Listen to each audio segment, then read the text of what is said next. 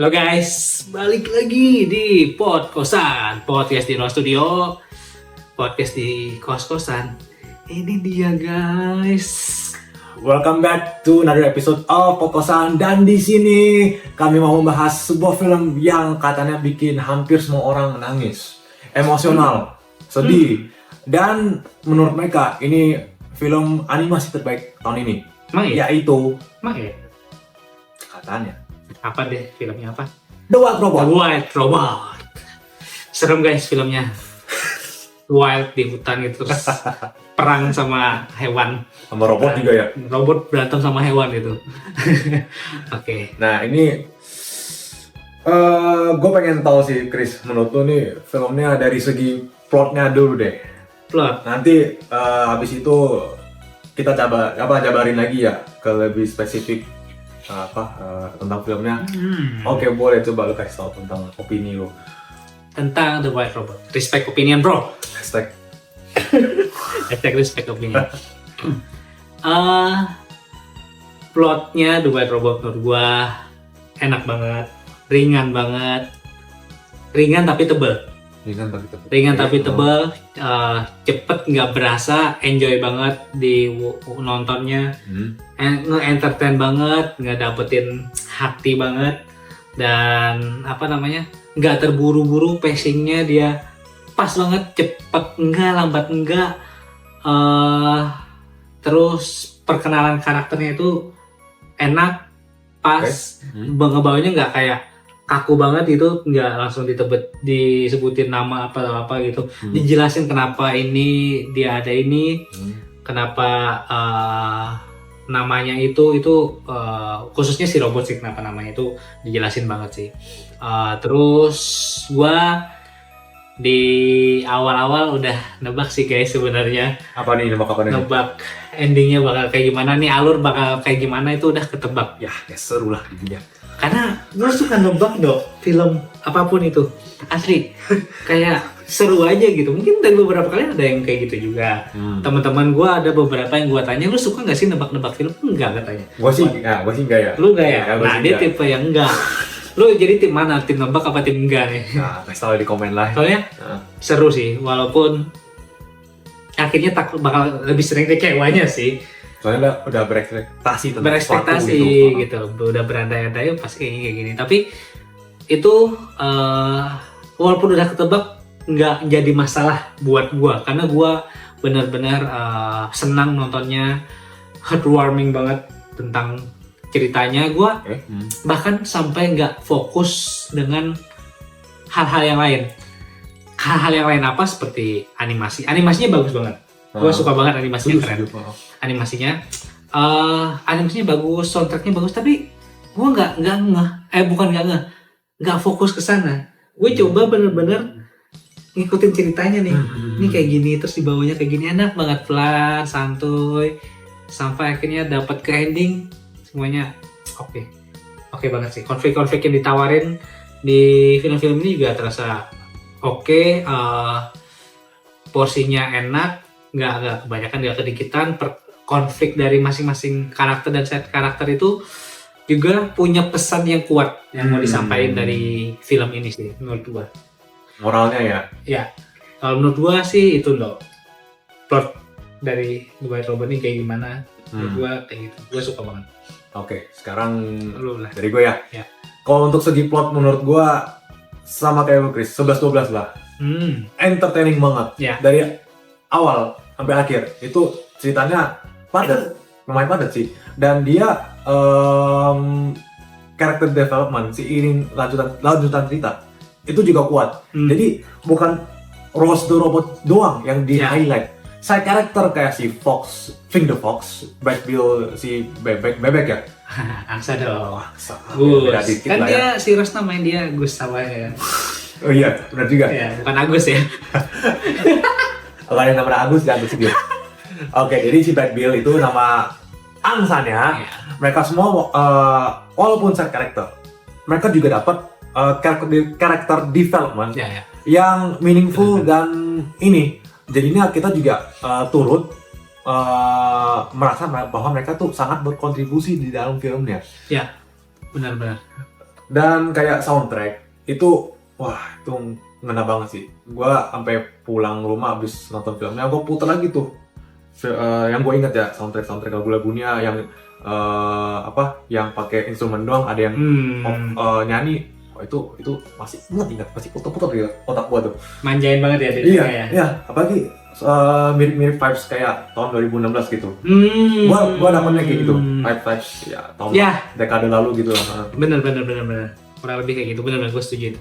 Itu dari gua segi plotnya mirip kayak Krista. Ya, kita berdua sama-sama puas lah dengan plot dari The White Robot sih. Nah, ini kan plot udah nih. Gua mau lanjut ke Apa? favorite character. Tapi lu cuma boleh milih satu. Siapa aja? Satu doang ya. Nah, gua mau tanya lu dulu nih. Nanti gua harus beda lah, jangan sama lah. Ya. Kalau gua main karakter mungkin terlalu biasa ya. Siapa? Gua set karakter dari film ini yang cukup bisa membawa ceritanya ke lebih lagi. Kenapa? Karena dia punya peran penting. Dan bahkan menurut gua lebih penting daripada Brad Pitt. Gue kayaknya tahu nih siapa nih. Lebih penting dari seorang Brad Pitt. Yaitu yang angsa itu. Oke. Itu si Finks the Fox. Fink, pakai K. Fink bukan Finks. Fink. Yang jadi voice actor-nya itu Pedro Pascal. Gue kaget tuh, gue baru tahu dia pas gue baca di kreditnya ada namanya. Ternyata Pedro Pascal. Pedro Pascal coy, suaranya. Tapi pas setelah lihat cast-nya, pas gue coba ingat-ingat lagi, iya ini Pedro Pascal sih gitu. Ya kebetulan Pedro Pascal ini lagi naik-naik juga, jadi pas banget sih. Jadi dia lagi semangat-semangatnya gitu, termotivasi. Nah balik lagi, kenapa sih Fink? Fink itu seorang rubah. Rubah itu dari yang gue tahu dari film animasi Dora, licik, cerdik, si swiper jangan mencuri karena kerjanya emang kayak gitu, dan dia awal-awal ditunjukin kayak gitu, karakter Fox kayak gitu si Fink. Tapi iya licik, tapi seiring berjalannya waktu karakter development yang dibilang Nando, dia itu punya role yang sebenarnya nggak gitu loh. Dan gue coba research lagi tentang rubah itu kayak gimana sih hidupnya. Rubah itu makhluk berkelompok nggak sih, atau dia setelah dewasa, setelah menginjak remaja dan sudah bisa berburu sendiri, apakah bakal sendirian nggak ditemenin orang tuanya atau siapa? Kalau hewan lain sejauh ini gue lihat masih bareng orang tuanya ya. Oh iya. Atau mungkin itu sistem karnivoranya gue nggak tahu ya, yang mengharuskan sendiri gitu. Tapi di sini tuh Fink itu benar-benar ngerasa sendirian, kesepian. Kalau ada istilah kayak lone wolf, itu dia. Dan gua sempat baca ini karakter manusia ya, di TikTok sih. Belum gua riset lebih lanjut, tapi ya udahlah, karena TikTok kayak gitulah. Banyak kayak gitu, psikologi itu. Salah satu ciri orang kesepian, dia cari perhatian. Betul. Dia cari perhatian, dia mengutamakan orang lain terlebih daripada dirinya sendiri. Itu. Jadi hal itu yang gue lihat dari Fink. Apalagi ada beberapa adegan, dan itu cukup adegan di awal-awal malah scene-nya. Fink itu nunjukin dia tuh butuh seseorang yang mau dengerin dia, mau ada buat dia. Misalnya dia sosok itu siapa gitu, yang ngeladenin dia, walaupun dia tengil, walaupun dia cerdik licik gitu loh. Dia cuma butuh satu sosok ini gitu loh, yang bisa buat dia seneng gitu. Siapa sih orang yang nggak suka didengerin? Siapa sih orang yang nggak suka punya temen, sahabat kayak gitu? Ya kayak gitu mungkin yang dirasain Fink. Dan akhirnya dia punya peran yang besar banget di film ini menurut gua. Makanya gua bisa berani bilang perannya lebih gede dari Brad Pitt. Dan itu kenapa mungkin kalian yang belum nonton lah. Atau mungkin ada pendapat tentang Fink atau apa, nggak tahu. Itu sih bagi gua Fink itu cukup, mungkin kayak gua kali, aduh si paling Fink nih. Waduh, udah gak usah cerita lagi. Gak usah ya? Cukup ya? Itu di belakang layar aja, off the record aja ya? Off the record aja ya itu. Itu dari gua favorit karakter. Kalau dari lu dong? Lu kan Finn ya. Iya. Gue mau main karakternya aja deh. Rose. Cari aman guys, cari aman. Rosem nomor berapa gue lupa. Ya gitulah. Iya. Dan dia kan diperanin voice actornya Lupita Nyong'o. Gue sempat lihat di TikTok tuh behind the scene dia lagi voice recording buat suaranya Rose. Jadi dia tuh memang sangat intuit banget tuh. Pertama dia ngomong tanpa ekspresi. Oke. Matanya lebar banget. Banget. Strike-nya seorang robot. Ya. Oke. Dan pas dia pertama kali keluar suara itu gak ada ekspresi, gak ada emosi. Ngomong tuh kayak datar gitu, kayak AI gitu lah. Beneran kayak robot. Dia berhasil sih. Dan kayaknya tuh film pertama dia deh yang dia sebagai voice actor. Gak tau deh ini gue bener atau enggak nih, tapi kalau emang bener, wah berarti dia cocok nih, udah bisa main film secara live action. Oke, voice acting buktinya oke, wow udahlah bagus lah.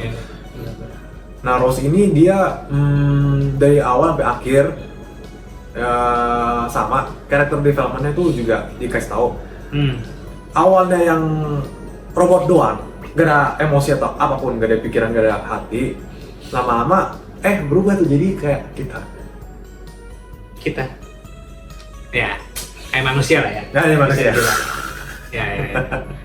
Kita juga bisa ikut ini kayak emosional. Apalagi pas dia harus membuat keputusan yang sangat-sangat berat. Entah untuk dia sendiri atau untuk orang-orang lain. Itu sih bakal lebih, lu pada ngerti sih kalau nonton filmnya. Intinya keputusan dia tuh sangat-sangat bisa fatal kalau misalnya dia salah pilih. Itulah. Itu sih kalau kayak mereka dia jadi punya pikiran yang bijak, jadi dia punya pilihan, nggak diprogram doang. Karena kalau diprogram ya dia pasti milih itu, ya kan? Bukan ada pilihan, jadi milih. Udah ditentuin, bukan memilih lagi gitu. Template lah. Itu sih iya ya. Itu terus juga keren sih. Iya. Gua nggak nyangka Lupita Nyong'o bisa jadi voice actor, karena Lupita Nyong'o juga gua baru tahu di film Black Panther. Gak tahu lagi. Black Panther dulu baru As kan? Iya. Setelah itu mulai naik tuh Lupita Nyong'o tuh dari film Black Panther, banyak tuh beberapa. Kemarin juga Quiet Place Day One juga. Oh iya benar. Day One tuh. Lupita Nyong'o juga tuh. Nah, tuh keren sih emang di part robot ini si Rose. Oke. Apa lagi nih, kita bahas apa nih? Kan favorite character udah nih. Sekarang kita bahas favorit yang lain. Adegan juga. Satu juga adegan. Scene ya. Yes. Adegan ya. Ini aja sih. Ada. Ini cukup jadi momentumnya. Lanjutan dari Nando tadi, kenapa pilih Rose, yaitu robot. Seorang robot itu sudah diprogram, sudah punya sistem kerja sendiri. Betul. Melalui prosesor, melalui apa itu. Tapi akhirnya dia berani tidak menggunakan itu lagi. Udah membuang itu semua. Dia buang itu semua. Oke. Karena adanya suatu relasi, adanya kedekatan dengan subjek yang harus dia menjaga itu ya. Ya subjek lah ya ngomongnya ya. Subjek. Kalau ngomong orang itu bukan orang. Bukan orang. Jadi gue bingung sendiri tadi. Gitu. Ada punya kedekatan relasi dengan makhluk hidup, sesama makhluk hidup. Itu yang buat adegan itu menurut gua, wah gila. Sama aja kayak manusia mau ninggalin jantungnya. Kalau jantungnya tinggal mati. Tapi dia bisa hidup tanpa jantung seorang robot itu tadi. Dan itu apa? Relasi yang mau buat itu semua. Makanya menjalin relasi dengan orang, dengan diatur, di-maintain dengan baik sih menurut gua sedahsyat itu sih ininya, efeknya bagi kita sih. Apalagi kita hidup di Jakarta, di kota yang sangat-sangat wow, individualismenya ya, kita bisa bilang kayak gitu. Dengan menjalin relasi dengan kayak gini aja, kita udah ngerasa aman, nyaman, gitu. Makanya itu jadi scene yang paling gue suka. Banyak sih, cuman itu salah satu yang gue suka banget. Ya susah, lu pasti milihnya juga mana? Iya, bingung banget. Oke dah, lanjut Dok. Kalau lu? Kalau gue ya, ini sih yang paling sering muncul di TikTok. Oh iya. Ya. Belajar terbang. Oh. Jadi yang pas Rose dia ya ajarin Brad Pitt terbang lah. Karena gara-gara dia kalau nggak bisa terbang dalam waktu dekat itu dia sama arti dengan Apa tuh mati? ya begitulah. Ya.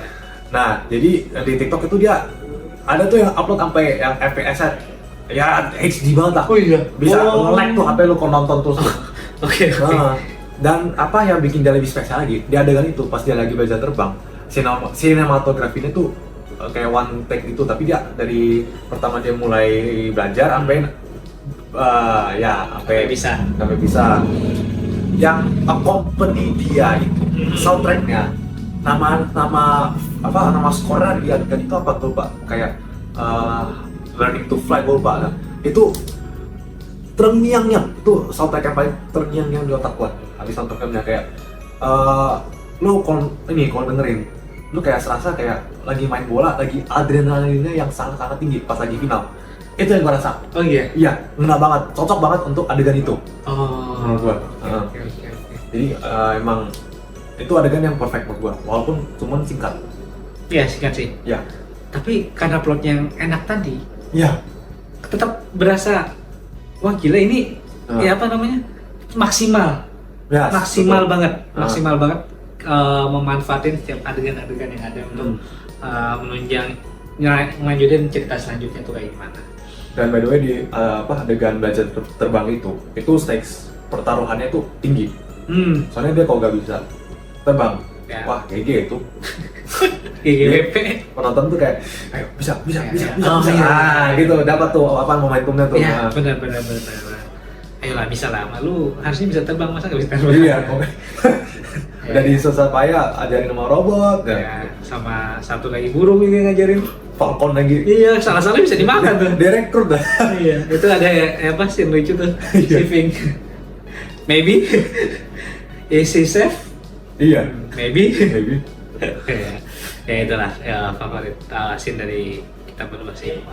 Oke, selanjutnya itu ini sih Indo. Gua mau nanya lu. Apa? Kan biasanya film tentang robot, AI, hal yang berbau teknologi kekinian itu biasanya menyangkut tentang sesuatu yang nggak dipunyai oleh robot, dan itu sering kayak konflik di film-film tuh buat nyari ini gitu loh, sampai menciptakan ini. Oke. Yaitu adalah emosi Oke. yang cuman bisa didapat oleh makhluk hidup. Benar. Makhluk hidup yang punya hati. Iya. Aku kayak jadi copyright. Lu ini nggak sadar nggak sih? Karena kan kita lihat kayak kita jelasin tadi udah akhirnya kan si Rose punya itu emosi. Oke. Tapi lu sadar nggak sih sebenarnya dari awal dia tuh emang robot istimewa. Robot spesial. Oke. Lu tau gak ada adegan yang nunjukin pertama kali dia nunjukin emosi itu kayak gimana? Yang sebenarnya harusnya kita tahu robot gak ada emosi dari awal kan dia emang robot pabrikan kan? Iya. Dan ya kita tahu robot gak ada emosi. Tapi ada satu adegan yang menurut gua itu awal mulanya dia punya emosi. Pertama kali dia show kalau dia punya emotion. Iya. Adegan ya. Ada nggak? Tahu nggak? Kayaknya yang pas dia ini bukan sih yang dia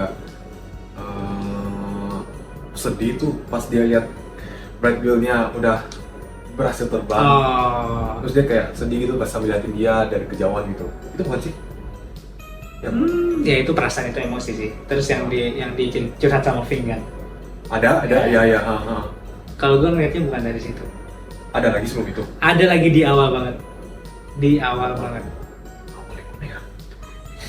Yaudah, ini sih. Kalau gue nemunya di situ sih. Pas di mereka mau bangun rumah. Terus? Bangun rumah kan pakai kayu tuh. Siapa? Rose-nya naruh kayu. Terus si Brad Pitt masih unyu banget, masih lucu banget kecil. Dia mau naruh kayu juga. Oh, Yang cuman segini doang. Yes. Oh yang dia kesel. Oh iya, itu pertama kali ya. Sepenglihatan gue itu pertama kali banget. Kayaknya sih bener sih, soalnya itu lumayan awal-awal ya, dengan Awal-awal. awal-awal. Iya sih, jadi pertama emosi pertama yang dia nunjukin itu Kesel. keselan. Bukan Iya. emosi menyayangi, Iya. bukan emosi sedih, nangis, enggak. Karena kan kesel juga emosi. Iya. Dia sampai gua tunjukin adegan ini sampai kayak gini loh, sampai ini rumahnya, dinding rumahnya dia sampai kayak gini, sampai kayak bener-bener Pusing, kesel itu sama si Brad Bill itu cukup menarik sih gua ngeliatnya. Robot loh, kesel robot. Emang dia ada di sistem untuk jadi kesel, sedangkan dia robot pembantu. Gak ada kan? Nggak ada. Nggak ada. Pertama kali di situ dia nunjukin emosi. Iya. Itu dari Iya. yang gua lihat dari kacamata. Coba tonton guys. Coba, kayaknya sih bener ya menurut gue ya. Soalnya itu yang agak awal-awal Iya. tuh. Itu keren banget sih, gimana dia nunjukin emosinya pertama kali. Ya mungkin karena sebagai orang tua yang lihat anak ngeselin gak sih? Iya, apalagi Kayak gitu ya. kelakuannya tengil kayak gitu kan. Kayak membantu tapi Iya. kayak nggak bantu gitu. Gak bantu. Ya. Itu sih emang. Oke. Ntar gue coba cek lagi deh. Coba deh lu Cek lihat. lagi. Kalian coba nonton. Kalau gua salah di komen aja, jangan di report. Ini report fake apa namanya, false information. Iya. Kasih tau nanti Ada, adegan apa. Kalau ada nemu lagi malah bagus dong, kita jadi tahu Iya. ternyata kita miss, ternyata di sini ada adegan emosi banget. Ternyata ada yang kita lupa gitu ya. Oke. Nah ini last topic nih untuk review ini. Ini kan tahun ini lumayan banyak film animasi yang katanya bagus banget. Contoh lah kayak Inside Out 2, Transformers 1, dan The What Robot ini. Terus ada apa lagi? Ada apa lagi ya? Awal tahun ada apa ya film animasi yang ini ya, kita top ya? Conan, Oh nah. Doraemon tuh. Ya oke. Kita ambil dulu ya, 3 itu Inside Out 2, Transformers 1, The What Robot. Lu udah nonton yang mana aja by the way? Gua nonton udah Inside Out 2 dan The White Robot. Transformers 1 belum? Belum. Lu? Gua tiga-tiganya udah. Gila. Oke, tapi kapan nih? Emang maniak film beda guys. Baru 3. Nah ini nih, kan lu baru nonton Inside Out 2, gak apa. Gue pengen tahu, kalau misalnya lu bandingin Inside Out 2 sama What Robot, cukup gimana? Ini jawabannya gini aja. Bagusan yang mana? Nah, kenapa? Susah nih ketawa nih. Kayak susah sih sebenarnya. Cuman gua kontroversi. Karena gua jujur bilang gua lebih suka dan bagus The White Robot daripada Inside Out 2. Sedangkan Inside Out 2 juga reaksi-reaksi dari penontonnya juga pada bagus banget. Ya. Aku mau nangis, relate gitu. Sedangkan gua enggak. Gitu. Kenapa gue bilang? Karena gue masih ngerasain emosi di White Robot dan Inside Out 2 pertama kali dalam hidup gue nonton di bioskop tiduran. Gue nggak pernah ketiduran. Inside Out 2 gue ketiduran, bener-bener wah gitu.